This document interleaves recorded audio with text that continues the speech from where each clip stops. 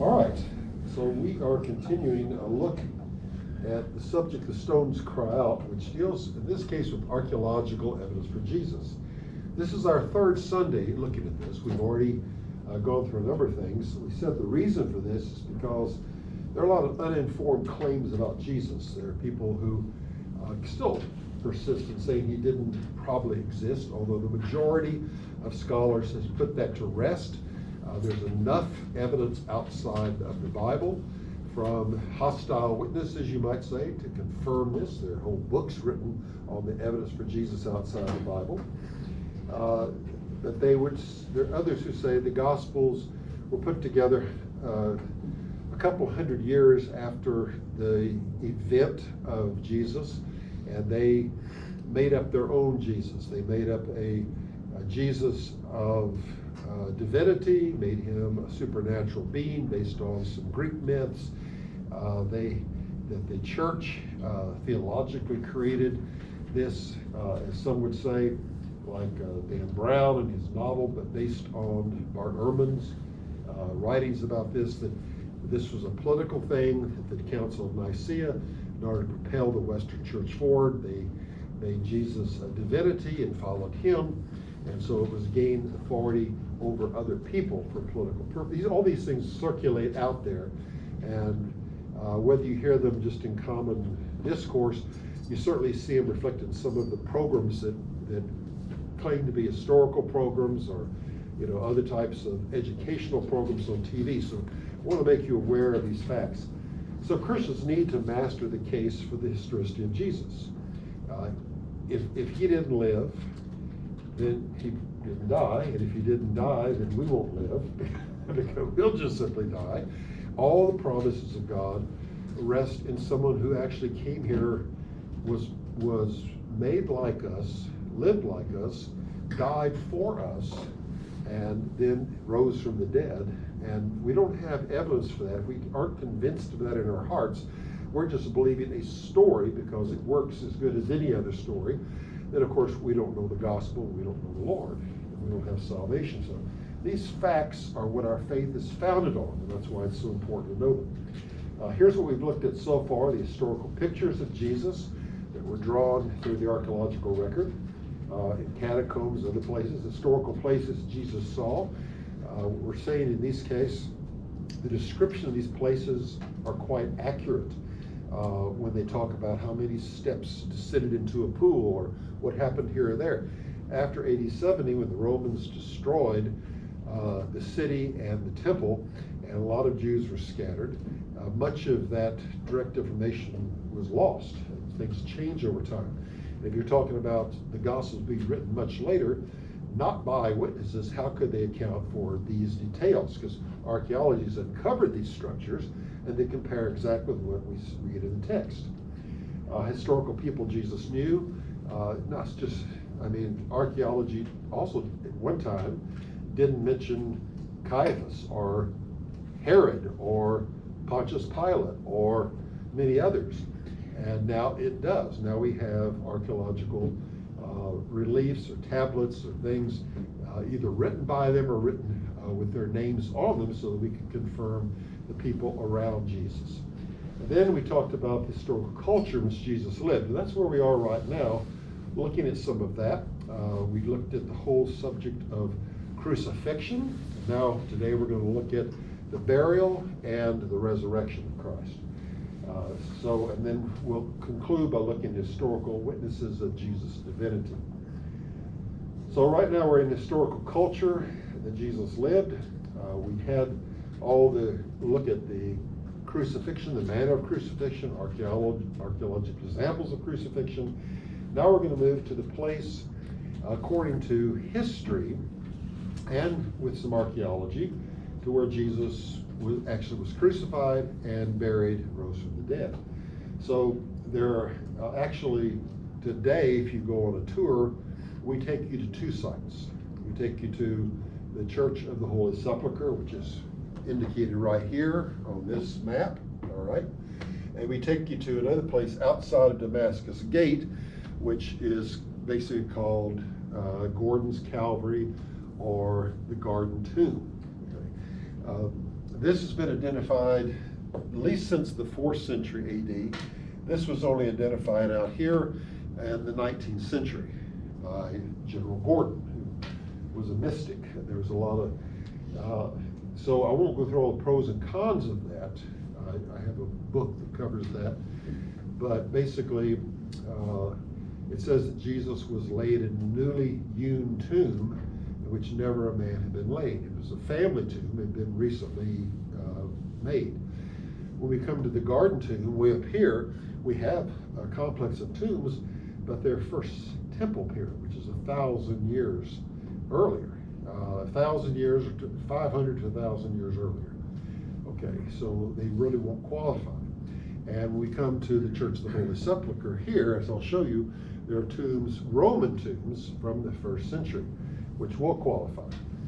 I don't, in terms of taking tourists, I don't care for the Church of the Holy Sepulcher, as you'll see, because you've got 4 different religious groups in there, all competing with each other, swinging incense and acting really rude, and it's always crowded with people lighting candles and kissing stones. You know, that's not where we are.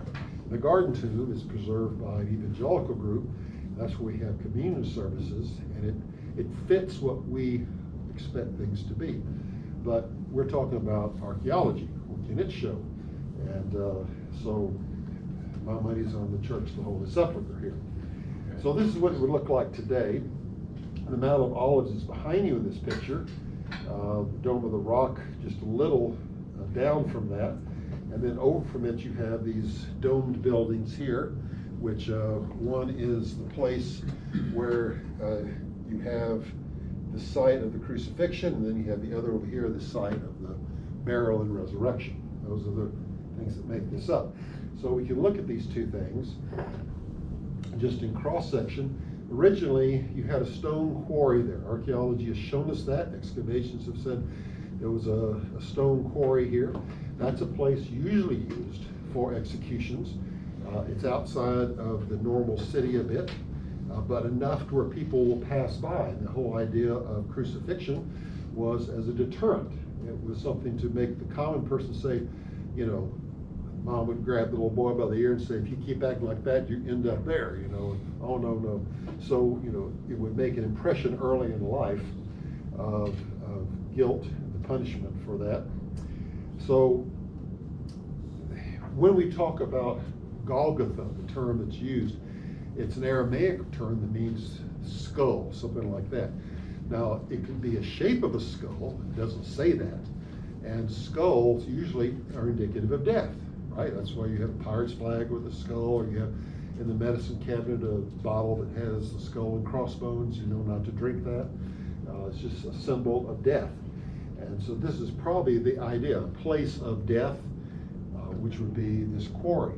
So looking at this, you would have had a hill here, and but not a terribly high hill, just something. This has been cut away, and you would have had the crucifixion take place somewhere here, and then not far away there was a garden, and then there's a garden gate they discovered, and they had the tomb there. But over them they built these big structures, all right, to preserve them. And that happened in the 4th century AD when Helena, mother of Constantine, came to eradicate the Roman temple of Aphrodite that was there, and Church of Nativity, the sacred grove to Adonis that had been built there by Hadrian, and she got rid of the pagan structures that were covering the Christian structures, revealed them again, and preserved them by putting these structures on. Jim? Yes, so this hill of Golgotha, is it completely encased in that building? This will make it a little better for you. It is. And you, from the outside now, you go and climb up some stairs to go to it, and then when you finished, you come down the stairs, and they have a glass one that shows part of the stone hill with a big crack in it, as they say is from the earthquake that happened at the time of the crucifixion. So an easier way of looking at it would be like this. Okay, this will make a little more sense to you. So these were the walls of the city, and it's outside the wall. I'll explain that in just a moment too. The Romans favored these kind of places So you would have quarry, and somewhere in here there would have been the crucifixion, and then somewhere cut into the bedrock here would have been the tomb, part of a family complex of Joseph and Arimathea. So that's the way, if you didn't have these buildings there, and you could go back to the first century, it might have looked. Now, Rob Bowman says it would never have occurred to anyone in the first century to invent a story about a crucified man as the divine Savior and King of the world. Something extreme and dramatic must have happened to lead people to accept such an idea. So the crucifixion usually ended things. If you followed the Messiah and he was killed, especially in such a way as a criminal act like this, you would not want to identify with that. When people later started wearing crosses, it was, a crazy thing. Would you wear a guillotine around your neck? Would you wear, an electric chair around your neck? What's that all about? But it was to identify with what it says here. We preach Christ crucified, to the Jew a stumbling block, to the Gentiles foolishness. We will talk in a moment about the crucified God and the imagery that you see in graffiti about this, how they mocked people who would dare to worship someone who was put to death. Now, looking at this, I don't have it out here again, but out here, okay, is where the garden tomb is today. People will say, well, it tells us that he was crucified outside the wall. And if you look at the modern map, okay, you see that the place we talk about, the Church of the Holy Sepulcher here, is inside walls. There's all these walls here. And of course the other's outside the wall. But that's the modern thing. We know now from dating these walls that we had this wall, okay, which was the second wall from the second half of the first century. And so Golgotha, or Church of the Holy Sepulcher, was outside the wall at the time of Jesus. But then in AD 41 through 44, Agrippa built a third wall encasing things here. So it was originally outside the wall, then it became inside the wall. This was, as much as, say, 8 years or so after the crucifixion. Now back to the Church of the Holy Sepulcher.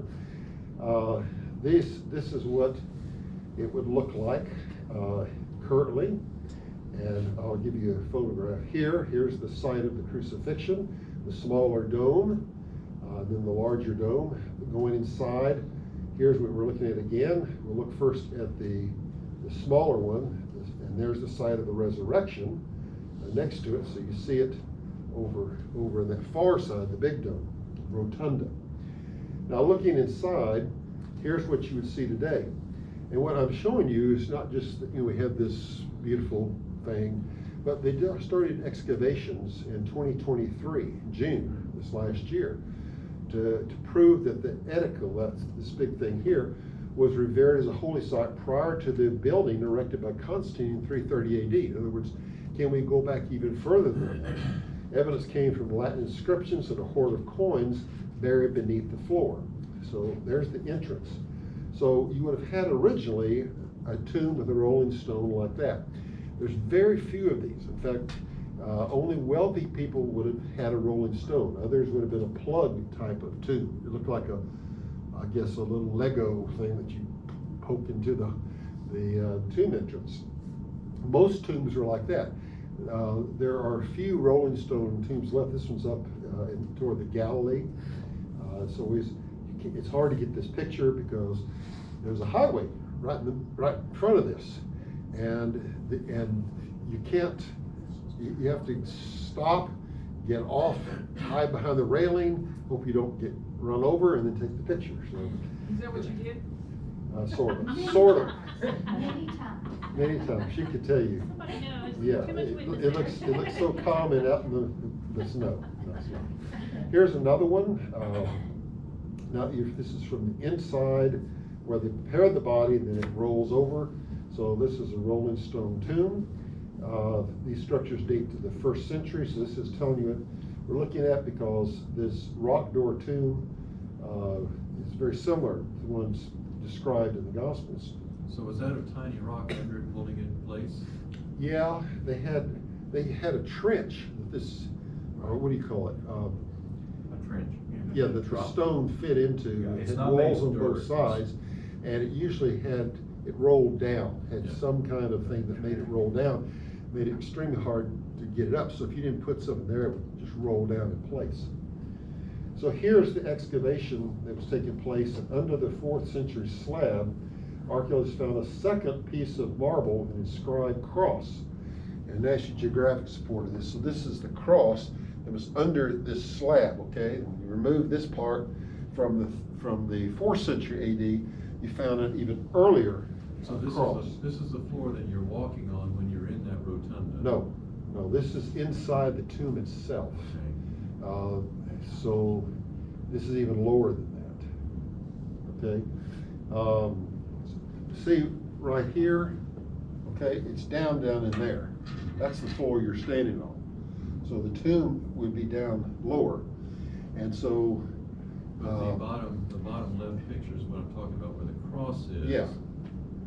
That's not floor paving, that was the top, okay? There was a top on this and a ceiling underneath it. When they chipped this away, that's what they found underneath. So that ceiling is on top of the tomb? That, some kind of paving. It's actually, they said, a slab of marble, and they went under the slab of marble and found another stone, and basically before the Emperor Constantine and his mother Helena, Christianity was made the religion of the empire with Emperor Constantine in the 4th century. His mother Helena decided that she heard these stories about all the places in the Holy Land that were falling into ruin from neglect or from people building things over them in the Roman period. She came and reversed that. So thanks to her and her devotion, she preserved these sites. Well, we didn't like the way she preserved them by building a big church on top of them. But that did the job, at least till the Muslim period, okay? And there's some other things that happened. So simply saying, among the materials in backfill, they found 2 fragmentary bricks with stamps from the Roman 10th Legion, okay? So Lectio Fretensis is the Roman 10th Legion that destroyed Jerusalem and the temple. So this is under Titus and Vespasian. So you can already see this is AD 70, or before, 66 through 70. And that was in backfill. So this is a clear thing. And now you can't look into the tomb of Jesus itself, but you can go, always take my tour groups. Here's the tomb of Jesus. It's like, follow me this way. Let all those people stand in line to go, put their finger in, some little hole. Come over here and I'll show you some real tombs of which this is a part. And that's these. So we have Roman 1st century tombs, just like the one of Jesus, just next door. Not even next door, maybe 50 feet away, something like that. Closer than that. All right. So that's what you can see. These are coquine tombs. In a coquine tomb, the body was put on a bench like this. And it talks about that. There's coquine, that's what this is about. And this is called the coke, it's the slab. And the body's laid there. And it talks about when Mary Magdalene looks in, she sees an angel standing at the head and the feet. That'll only be possible if you had this kind of tomb. If this is where they buried 2, but in this case, probably was out here. And later they put the ossuaries in those other little niches. Dr. Price, Yes. is there a possibility that with the angels standing at the head and the feet of Jesus, that was like a symbolic of the mercy seat and the Ark of the Covenant? Yeah, it's good thinking because that's sort of what you had. So here and down there, we won't go through the idea about the grave clothes, why they were folded up and neatly put, and the head bandage. That was all simply not just Jesus tidying up, but to leave evidence that he physically resurrected. In other words, he didn't unwrap everything. His body somehow just passed through it. So you have like a mummy bag sitting there, but what was on his head he took and neatly laid to the sides. Jim? Yes, on the previous picture where you had those little cubby rooms, were those like burial places for like family members or something? Yes, Okay. all those are And so this individual tombs. This is kind of like the foyer where the body is laying. Those, well, no. This would have been here. You would have had, see these going this way? Okay.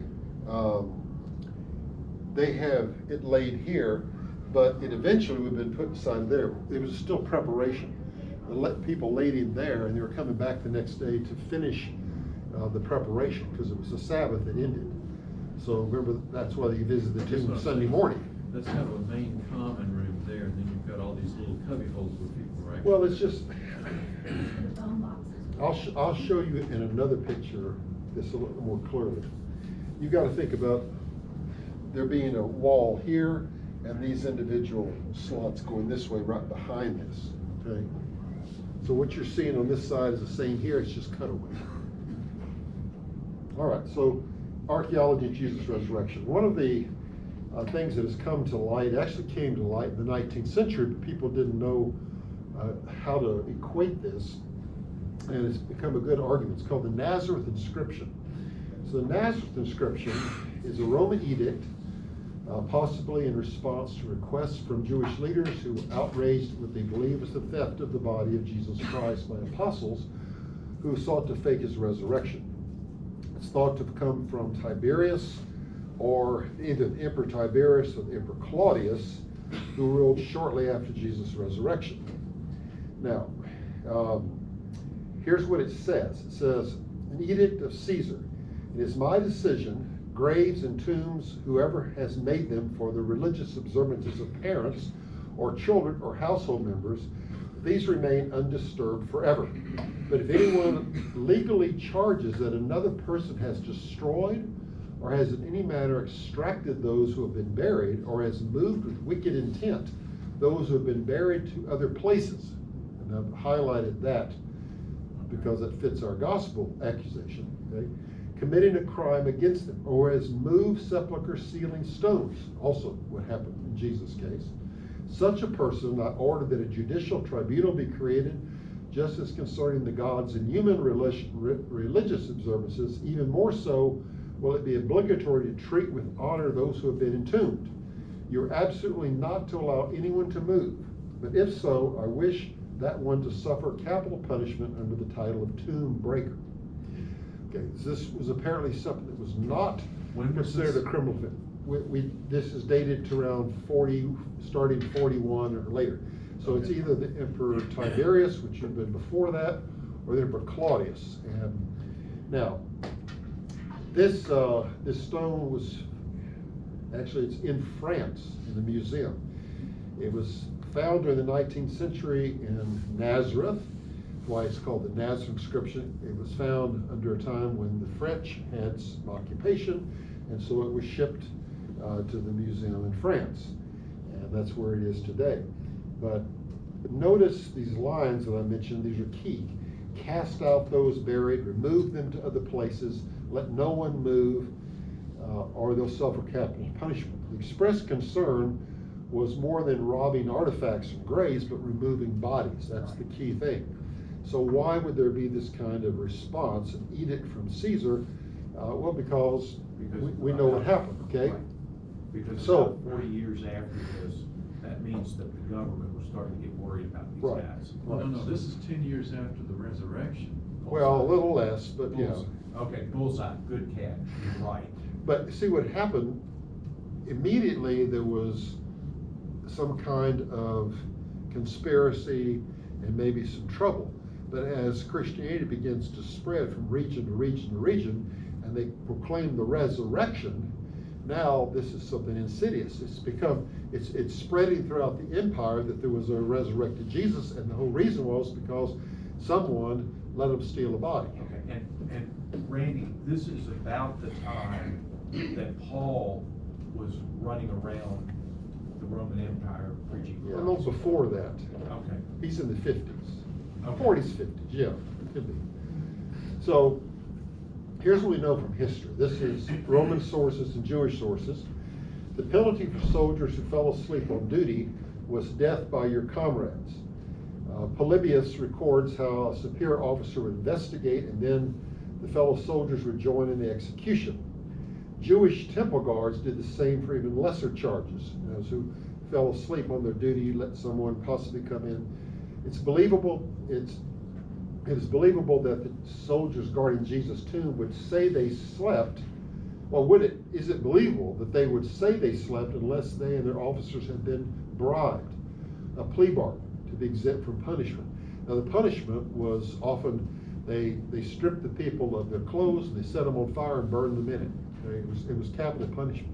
They're very serious about this crime. So someone had to be bribed and say, you know, he says, if it comes to this, we will intercede for you. We will cover, we'll make sure you don't get in trouble. It's the only way they could say they slept, because that would have been a capital offense to say that.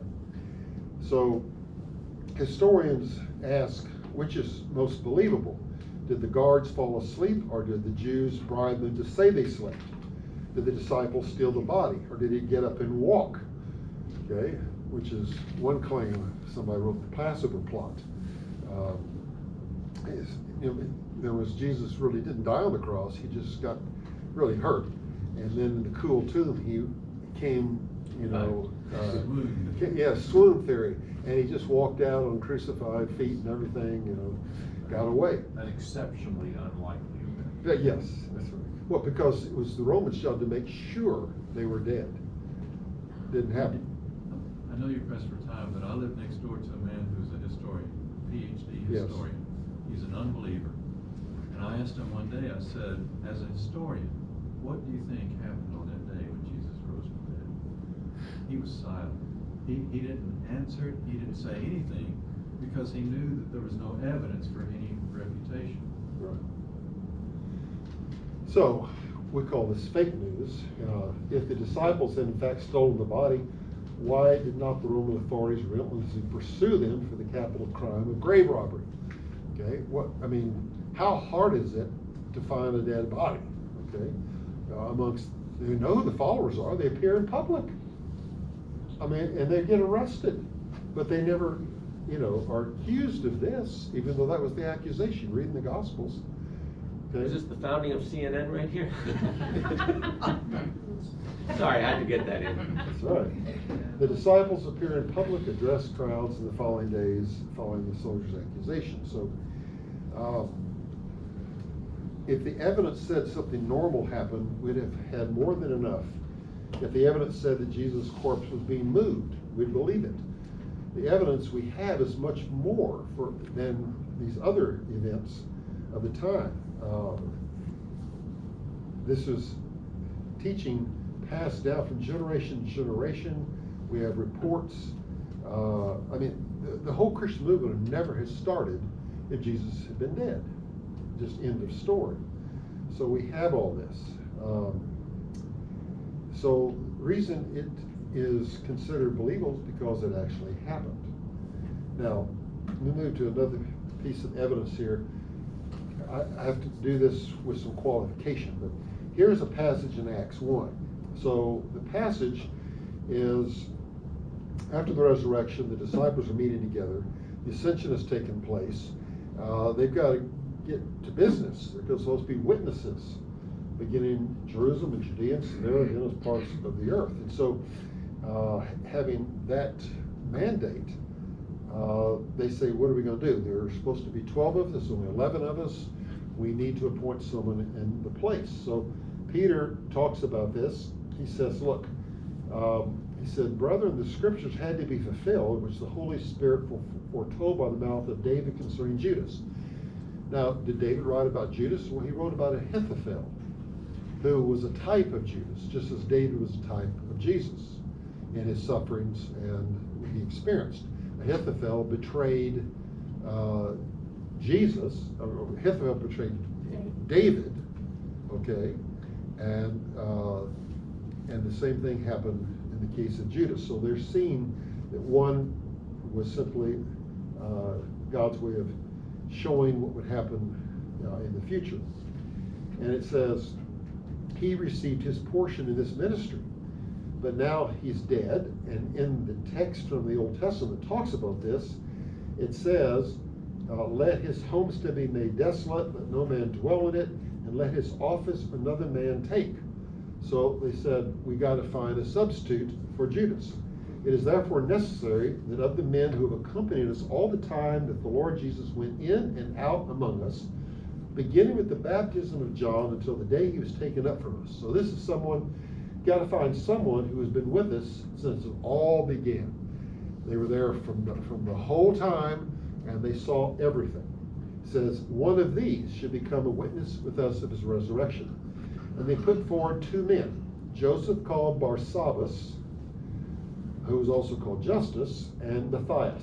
They prayed and said, Lord, you know the hearts of all men. Show us which of these two you have chosen to occupy this ministry and apostleship, in which Judas was turned aside to his own place. And they drew lots for them, and the lot fell to Matthias. And he was numbered with the 11 apostles. So now we have the number complete. But there were two candidates, Bar-Sabba and Matthias. Interestingly enough, here is Jerusalem. This is the railway station, kind of, what part of Jerusalem is that? Sort of toward the east? I don't know. Where is it, Beverly? It's on the way to Bethlehem. Ramat Raquel is here. Bethlehem is further out. So it's, but Talpiot, Beverly and I used to live here. We lived in East Talpiot, and near there they found this tomb complex, okay? Never been opened. This is what the tomb looked like. The tomb we're interested in is actually right here. So not the tomb, but the sarcophagus in this case. They weren't buried in ossuaries here, but in sarcophagi. So this is it, the Bar-Sabba family tomb. We know that, and I'll show you in a minute how we know that. So when they open it up, you can see, Jim, there's the slab right here where a body might be laid. And then as you look here, you can see where a body be put and a slab put on front of the door. So this was preparation there, and there's a number of these all around. So inside this were found these sarcophagi. Now, as I said, ossuary is a small bone box. Sarcophagi is another thing. That's just where permanent burial of a body. And that was only done kind of an exclusive thing. I don't think Jesus spoke highly about bone boxes. There's a whole account where a guy is saying, Jesus says, follow me, and he says, yeah, but I got to bury my father first. And he says, you know, let the dead bury the dead, you come and follow me. And people say, oh, Jesus, got to have his father's funeral. Well, his father had died already and been buried. He's waiting a year for the flesh to desiccate so he can do this extra little ceremony, carry the bones now more sanctified because the flesh is not there, and put them into a thing. And that's not clear biblical teaching. And Jesus said, you know, let others do that. You follow me. So they may have implied from that Jesus didn't really care for this secondary burial, they call it. So here we have the sarcophagus. Now notice what's on the sarcophagus. See those crosses? Someone was asking how early they used the cross. We date this to 41, at least 41, because there was a coin of Agrippa found there. And you date something by the earliest remains that were there, or whatever. So that 41, it's actually the latest too, because there's nothing else in the tomb any later than a coin from 41 AD. So here are the backs of them. You can't see these real clear. You can see right here, there's a cross there and a cross there. So on two sides, they had crosses on these things, but on one of the bone boxes, here's the inscription. So I said, it's just scratched in the stone and very hard to read. But the inscription reads this. It reads, Shimon Bar-Sabba. I know what happened to Joseph in this, but that's what this one says. And then it says, Le Yeshua ben Yosef Le Alat, who ascended. To Jesus, son of Joseph, who ascended. Now, I talked to you about the James ossuary before. It also talks about Jesus, son of Joseph, but it doesn't add the theological statement who ascended. So here is someone who was a direct witness of these things, mentioned in the New Testament, Bar-Sabba, who left this kind of inscription behind in his death. So that's an important thing. In 41 AD. Yeah. Now here's another interesting one. One of the fellows that has been with me in my excavations for 30 years has been Oren Gupta. And Oren excavated this place called Beit Loya, right there. And this is in the hill area. It's near Lachish. So the coast, kept going this way, you run into the Mediterranean Sea, but Jerusalem is back this way. Okay, so this is in between. Is that Lachish, the Or chariot Lachish. city? Yeah, this is chariot city that they right. Okay. That's that. And the Beit Loya is this site. It goes from the Hellenistic period through the 1st century and beyond, as you'll see. So what's there? They found a cave, and there's a big tree. It's a fig tree, what it is, growing out of the cave itself. So this guy's coming out of the cave, but to go into it, you have to go through the fig tree into the cave. When you get into the cave, this is what is carved on one of the entrances that are there. And just to show you this size relationship, here's someone walking by it. So see how large, see how large the lettering is. It's in Greek. We'll talk about, just for a moment, look at it. There's some other symbols that are important. But this is dated to the late 2nd century, so the hundreds AD, or the early 3rd century, which would be 200s AD. But this is very close, in time as the early church begins. And what's significant is that the early church, being persecuted at this period, sought places where they could hide and have worship. This would be perhaps one of those places. So what does the inscription say? Well, here's the first inscription, and if you can read it, it's in Greek. Jim, maybe can you make this out? I-E-S-O-U-S. I don't know this figure, the third one. Eusus. No, This that- is Hode. It looks like the C. I don't know that C. Well, that's a sigma. They made, in the Quite close older, enough, they didn't make they? it a sigma. Yeah. So J-E-S-U-S, That's Jesus. okay? Jesus.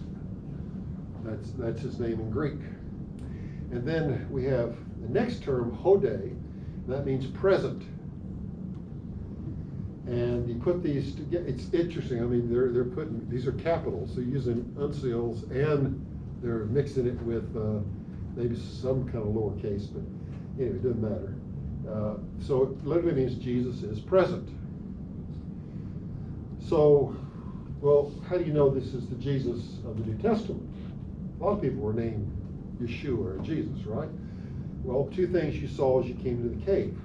You saw a cross, an older cross, a very old cross at the top, and then you had another cross, let's say a newer cross, at the bottom.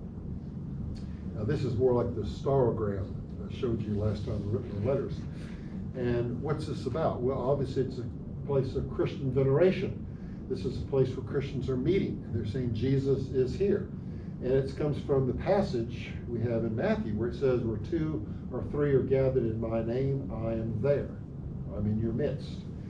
That's a declaration of Jesus being alive, right? He's not dead, he's alive. He's with us while we're here. He's a living Savior, not a dead one. So it's simply a testimony from the early church, archaeologically, of this.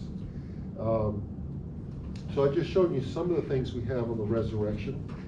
If you want more, Gary Habermas, who teaches at Liberty, he spent now 50 years writing what he calls his magnum opus on the resurrection. And volume 1 comes out next month. You can pre-order it through Lifeway. Just volume 1 is over 1,000 pages. Okay, and this is on evidences, the first one. So if you want more on this, you don't think there's much out there, grab a copy of that, okay? Now we move to historical witnesses to Jesus' divinity. This is what I want to conclude the class with. As I mentioned, Constantine, the first emperor, was the one who Christianized the Roman Empire. Whether he was a believer or not, I'll leave that to history. You can't tell it by his actions. Critical scholars, though, have claimed the statements of Jesus' divinity in the New Testament are later additions inserted under the authority of the Emperor Constantine for political purposes and were not an original belief of the apostles or the Jewish Christian church. Now, if they weren't, why do we even have apostles or Jewish Christian church? I mean, what are they selling? I'm not buying what they're selling because it doesn't, do me any good. If he died, how's he going to help me? I mean, you can't. So this was the stuff. This battle was fought probably 10, 12 years ago. I remember I was around when this was all going on. I spoke on it. I had PowerPoints on it. 20 years ago. 20 years ago, okay? Whatever. So Dan Brown had a popular book, and they made a movie based on it. New Testament textual critic Bar-Sabba. In fact, in the front of the book, Brown says, this is all reliable stuff, comes from, New Testament critics. He proposed that Emperor Constantine wanted to secure an unchallenged authority for the Roman Church. In order to disprove his claim, all that's necessary is to demonstrate that those in the early church before the Council of Nicea held Jesus to be divine. So let's look at some of that. Here's one of the earliest Christian inscriptions. This is dated to the latter half of the 2nd century, and it alludes to Christian beliefs. I get this from a secular source. It says, if it is in fact an early 2nd century inscription, as I think it probably is, it is about the earliest Christian material object we possess. This is Gregory Snyder of the Davidson College, North Carolina. He says he believes it to be a funeral epigram incorporating both Christian and pagan elements. Whatever the case, it has this phrase, praising the Father and glorifying the Son, where the Father and the Son are put as equal objects of worship. Okay, so that's the idea that we have there. We have the Pompeii rotas sator square. This is an interesting thing. This is found in Pompeii. It dates to about AD 79. It's a Latin palindrome written horizontally and vertically. It has a backward spelling, rotas opera tenet, pardon my Latin, Europos sator. Translated, Europo, the sower, holds the plow at work with care. One may arrange the letters into a cross, as you see down here, okay? And when you do that, with the single N for the name, the divine name, as in the center of the square, and the letters Alpha and Omega at the end horizontally and vertically, we have what we have in Revelation 1:8, I am the Alpha and Omega, who is and was and is to come, the Almighty. The letters may be arranged to a prayer. Oro te pater, oro te. Pater sinus. I pray to you, Father, I pray to you, Father, you heal. The symbolism is Jewish or Christian. But in other words, this is something that again indicates prayers to Jesus. Okay? Randy, Here, can you show where the Alpha and Omega is? Because I don't see it. It says here. it's at the end. Alpha, Omega, Alpha, Omega. Okay. Where is it here? No. In your text, it says it's at the end of the vertical and horizontal, and I don't see it that way. I can't see it either. I'm just telling you what. Here's sator or something. See, the 4th bullet down, one may arrange. Yeah. And then go down to the end of that sentence, or at the end horizontally and vertically. I mean, Pater Noster is, Yes. our Father. Our Father. Yes. And then they have this. And I was looking at the cross beam and the vertical beam for the Alpha and Omega, and it's not there. You mean on A and here? O and A and O. A and O, Alpha, Omega. Yeah, it's not there. I mean, it's. I'm just saying the way they laid this out, they I have see. it there. I don't know Yes. if you're looking at the whole picture or Zoom out not. enough, I guess. Well, no, I'm just saying, I'm looking at the crossbar, and it doesn't begin with alpha or omega. I mean, I think it'd be key here to see the alpha and omega, because you would want to have that in there, because that's what refers to Jesus. Yes. Yeah. So you have the alpha and omega are separate letters, like, you know. You see the in each of the ATO and the quadrants. OTA, that's where they're getting it from.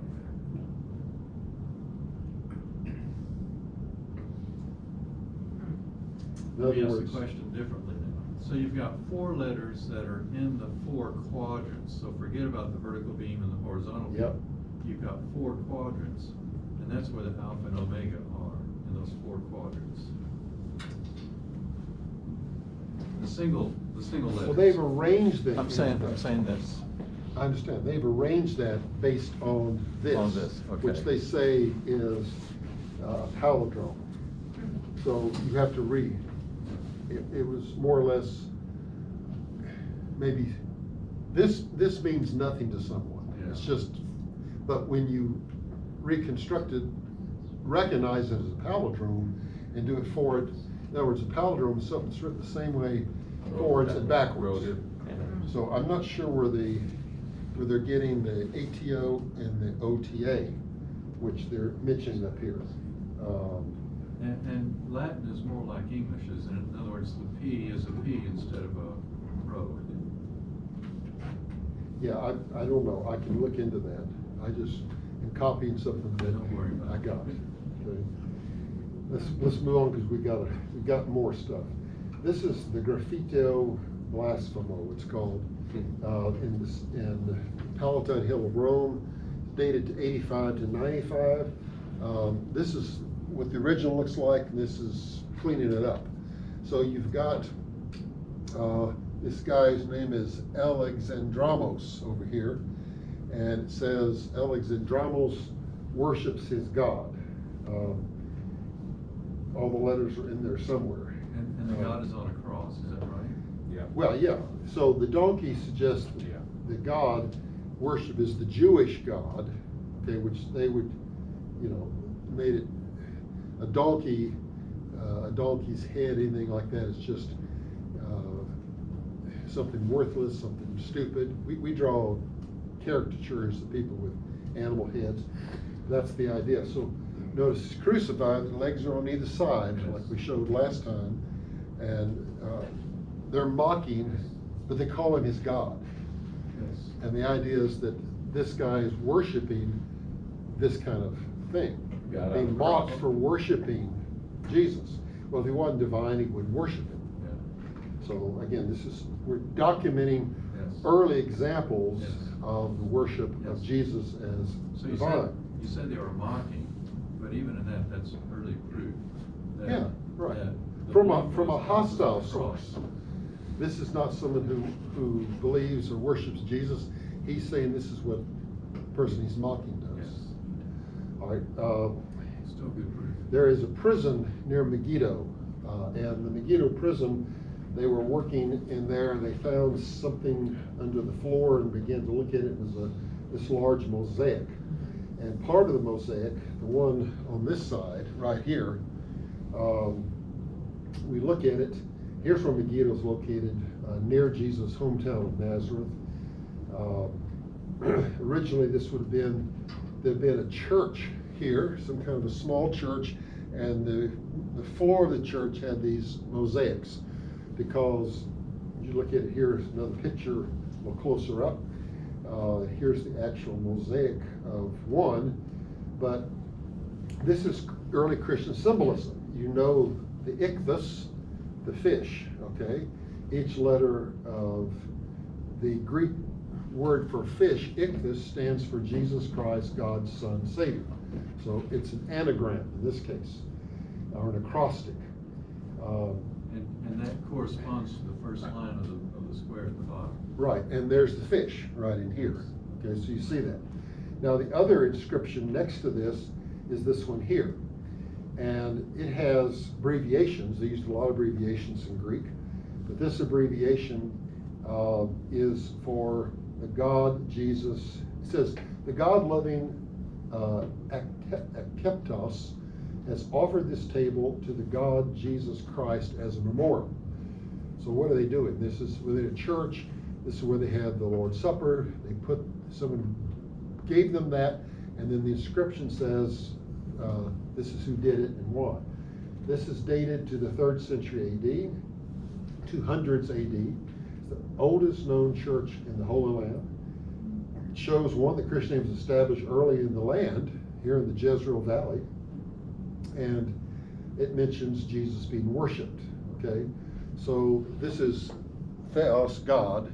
That's what when they do an abbreviation, they put a line above it, and this is the God Jesus. Okay, so Theos and would be here. I don't know, Yeshua, something like that. However the abbreviations go, but they recognize that is what that's saying. Originally would have looked something. Well, here's another one. This is at Dura, Europos. This is a 3rd century church in Dura, Europos, and already here we are in the area of the diaspora. This is in Syria, and you see that on the walls, these kind of paintings, these kind of things. Back in the back, on this side, here it is.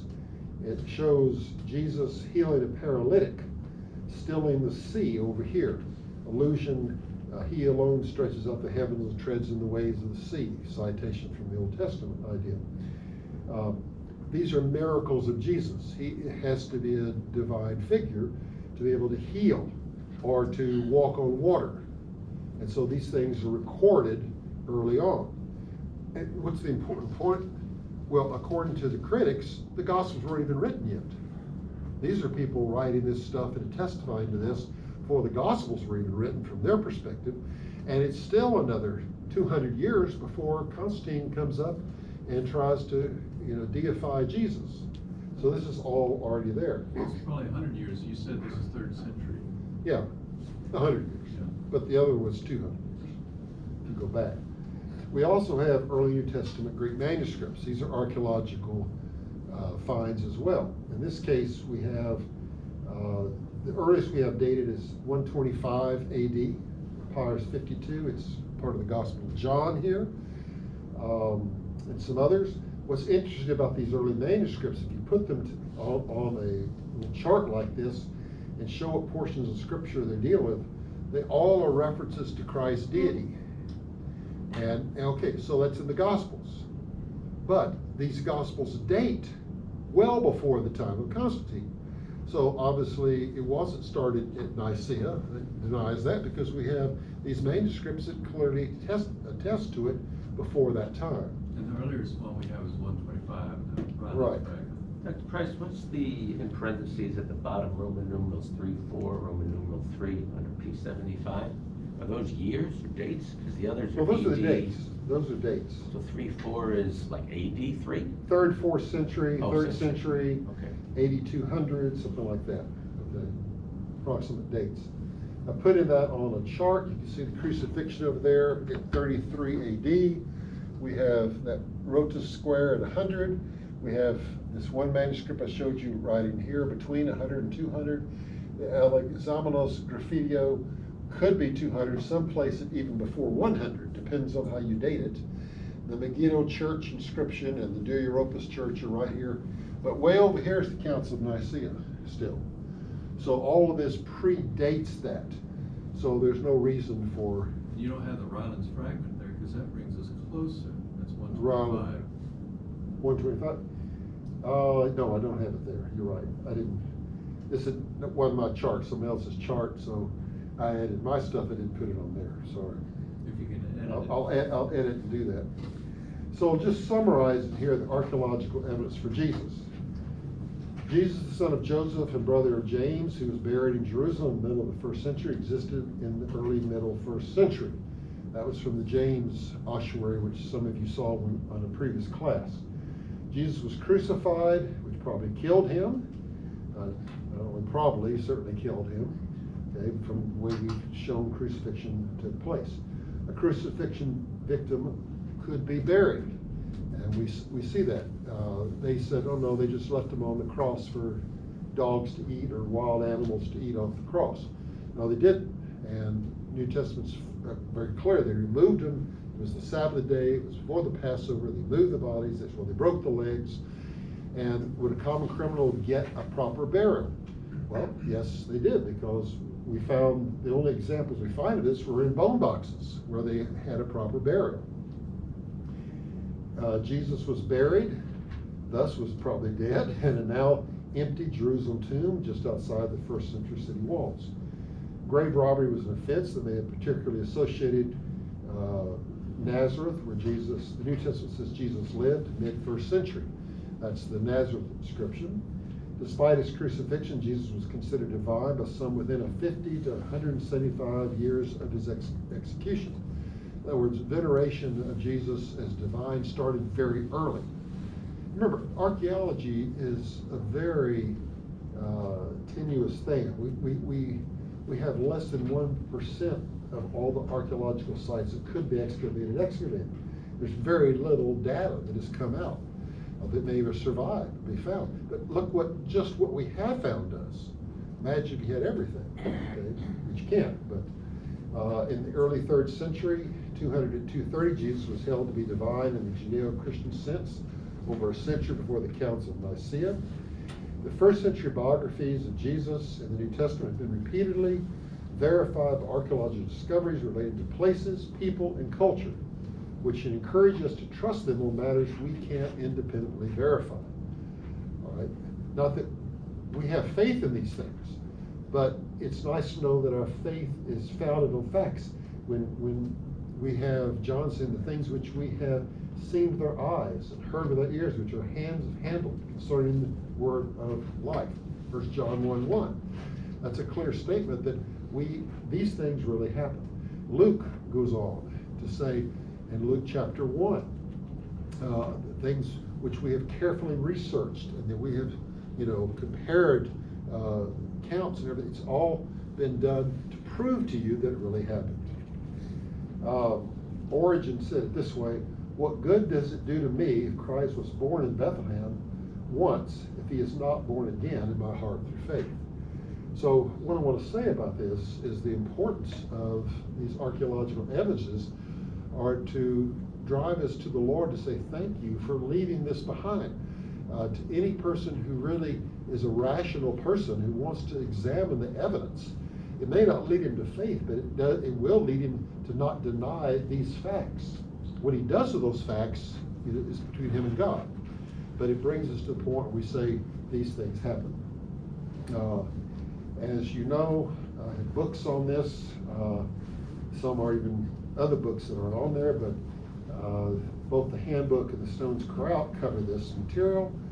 And if you want to come see it for yourself, right now it's not the best time to go to Israel, but we're going in June, and we're confident things will be all fine by then.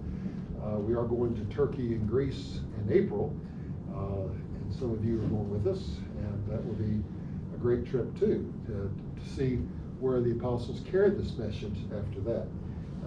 Some of you, if you want to go to my website, World Bible Ministries, worldofbible.com, we've got a lot of stuff posted, other information there that you can get, which is why we do it.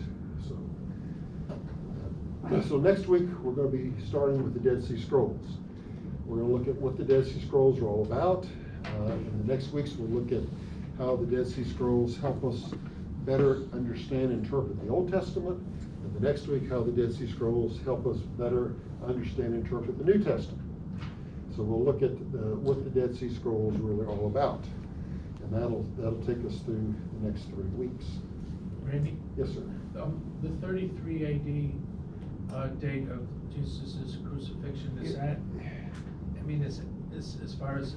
there are two history dates goes? given, 31 and 33. 33 seems to be the best date, all accounted for. So if you look at all the scholars that deal with this, and the material related to a number of things, dating forwards, dating backwards, that's a whole complex thing, but 33 seems to be the best one.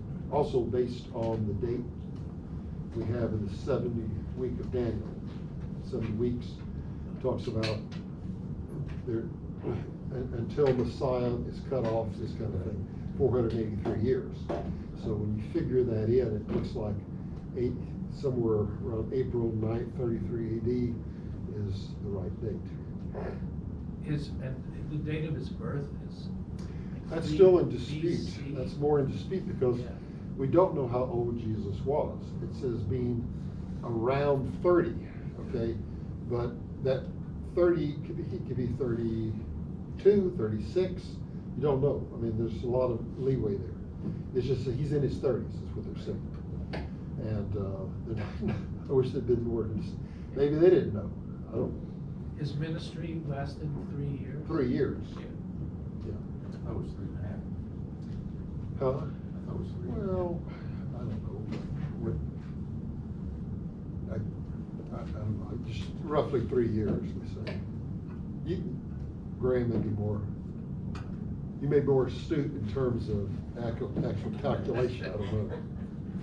Jim? Maybe I'm just Cares below about you. Randy? Yeah. He's good at that. Well, it's time for our class to end. I'll take a few questions, but go ahead. The Via Dolorosa, is that the road we walked up that goes to the? Yeah, church, the best we Holy can tell. Sepulcher? You know, it's like 50 feet above the original street, but in places the original pavement pops through. It gets lower, Yeah. but that tends to be what's What's believed. Hadrian's, Cardo Maximus. Right. From when. Yeah, And it wasn't blacktopped? no. And there's buildings built around it, on top of it, over it, all kind of things. Yeah. Any other questions? Jim? Just real quick, so the significance of the Nazareth pamphlet, I thought was just the early evidence of this rigmarole about Jesus rising from the dead. But you added a second significance that it's in Nazareth, so maybe Well, something okay. particular was going on with Nazareth. According to the stone, it ended up in France. And it says in the original little thing they put on it, okay, that it came from, found in Nazareth, something like that. So the idea was that if that was Jesus' hometown, and this was published there, it may be somehow trying to get to the, you could expect there to be a Christian community that, I don't know. Yeah, I don't know. They just tried to. I'm just speculating that maybe something extraordinary was going on, because see, James is now a believer, and he's from Nazareth. Yeah, right. There is a pushback on this, which, if you want more, there's people say this was found originally on the island of Kos, and then sent somewhere, and they try to make this inscription relate to a certain official on the Greek island of Kos. And there's a whole, I got whole articles explaining, well, that's not true, explaining a lot of things. But you know, there's always going to be somebody pushing back whatever you have, it's good evidence. Just a very quick comment. We Yeah. talked about the Romans fragment at 125 AD. Right. That's not the original manuscript of John. How many generations had been copied before the 125 AD, meaning the evidence goes back even further. Oh, yeah, but that's what we have. Yes, I know. That's all we're trying to say, yeah. No, with all this, I mean, I wish we could, I didn't talk about, there's a bunch of ossuaries on the Mount of Olives themselves. I take tour groups to see them. Those inscriptions aren't there now, but they were ossuaries, a whole bunch of them inside of a tomb. And according to Eliezer Sukanik, who was the one who bought some of the original Dead Sea Scrolls early on, he taught history, Bible at Hebrew University. This was in 1939. He examined some of these inscriptions, says they're prayers to Jesus as to a God, and they mention it. Some of the external sources say that too, say that it's, I think it's Tacitus, but writing a report saying these Jewish Christians meet in Rome, and they sing praises to Jesus as to a God. And then he talks about how they are cannibals. because they eat the blood, flesh and blood of someone, which they misunderstood the whole Lord's Supper, the main idea. It talks about that. But we have these testimonies from this early period about that. But I don't have those ossuaries. Sue Koenig's report is somewhere. I don't have it either. But I did footnote it one time in a paper I wrote.